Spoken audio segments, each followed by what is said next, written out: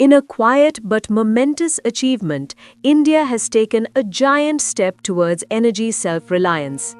On April 6, 2026, at 8:25 p.m., the prototype fast breeder reactor or PFBR at Kalpakkam in Tamil Nadu attained first criticality.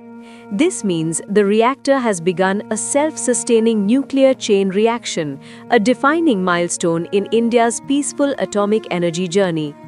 Prime Minister Narendra Modi described it as a defining step in our civil nuclear journey, advancing the second stage of our nuclear program. The indigenously designed and built 500 megawatt electric reactor is developed by Bharatiya Nabhikiya Vidyut Nigam Limited, Bhavini. With this success, India becomes only the second country after Russia to operate a commercial-scale fast breeder reactor.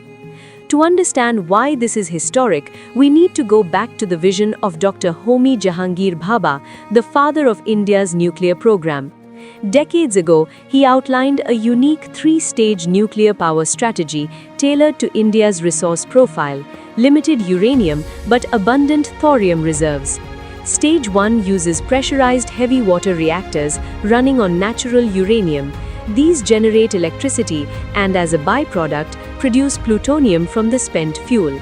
Stage 2, which India has now officially entered, is all about fast breeder reactors. Unlike conventional reactors, these breed more fissile material than they consume. The PFBR uses plutonium-based mixed oxide fuel surrounded by a blanket of uranium-238. As the reactor operates, it converts that uranium-238 into fresh plutonium, effectively multiplying the fuel. It will also eventually help produce uranium-233 from thorium, bridging to the final stage. This breeding capability is revolutionary. It allows India to extract far more energy from its limited uranium reserves and paves the way for large-scale thorium utilization in Stage 3. Scientists estimate that successful deployment of the three-stage program could provide India with clean, reliable nuclear power for over 200 years. The PFBR at Kalpakkam is not just a power plant, it's a technology demonstrator that proves India's mastery over complex fast breeder technology developed entirely through indigenous efforts despite years of delays and international restrictions. Once fully operational, expected by late 2026 or 2027, this reactor will strengthen India's long-term energy security, reduce dependence on imported fossil fuels, and support the country's net zero goals with clean baseload power.